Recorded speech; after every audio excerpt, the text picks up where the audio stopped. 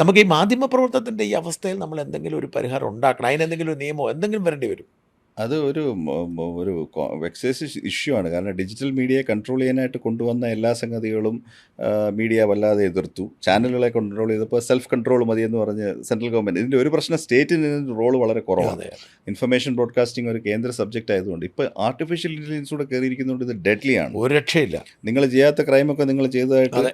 തെരഞ്ഞെടുപ്പിൻ്റെ തലേന്ന് ഇപ്പം ഇന്നലെ എൻ്റെ അടുത്ത് ഒരാൾ പറഞ്ഞു തിരുവനന്തപുരത്ത്, അതായത് ഒരു AI സംബന്ധമായൊരു മാർക്കറ്റിംഗ് കമ്പനി തിരുവനന്തപുരത്ത് വന്നിട്ട്, വിശ്വസിക്കാവോന്നറിയില്ല, പ്രധാനപ്പെട്ട ഈ പൊളിറ്റിക്കൽ പാർട്ടീസിൻ്റെ ക്യാമ്പയിൻ ആൾക്കാരുണ്ടല്ലോ, അവർക്കെല്ലാം ഇങ്ങനെ ഒരു ഓഫർ കൊടുക്കുകയാണെന്ന്. അവസാനത്തെ 48 മണിക്കൂർ എതിരാളികളെക്കുറിച്ച് ഭയങ്കരമായ മഡ്സ്ലിങ്ങിങ്, അവരുടെ ക്യാരക്ടർ അസാസിനേറ്റ് ചെയ്തുകൊണ്ടുള്ള ഫേസ്ബുക്ക് പോസ്റ്റുകൾ, നിങ്ങൾ പറയുന്ന എന്ത് സാധനവും അത് കേരളത്തിൽ നിന്ന് ഫേസ്ബുക്കിലുള്ള എല്ലാവർക്കും നിങ്ങൾ നിശ്ചയിക്കുന്ന നിരക്കിൽ നിശ്ചയിക്കുന്ന കോൺസ്റ്റിറ്റ്യുവൻസിയിൽ ഡയറക്റ്റ് ചെയ്ത് എത്തിച്ചു കൊടുക്കും.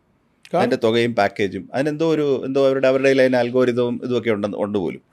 അപ്പോൾ അത് ചെയ്തു കൊടുക്കാനായിട്ട് അവസാനത്തെ 48 മണിക്കൂറിന് ഇത്ര കോടി രൂപയുടെ ഒരു പാക്കേജ് അവർ ഒരു ടീം തിരുവനന്തപുരത്ത് വന്ന് ഡിസ്കസ് ചെയ്യുകയാണെന്ന് വളരെ വിശ്വാസയോഗ്യമായിട്ട് ഒരാൾ പറഞ്ഞു. ഇങ്ങനെയൊക്കെ ആണെങ്കിൽ ഇത് എന്തിനെ വിശ്വസിക്കാൻ പറ്റും?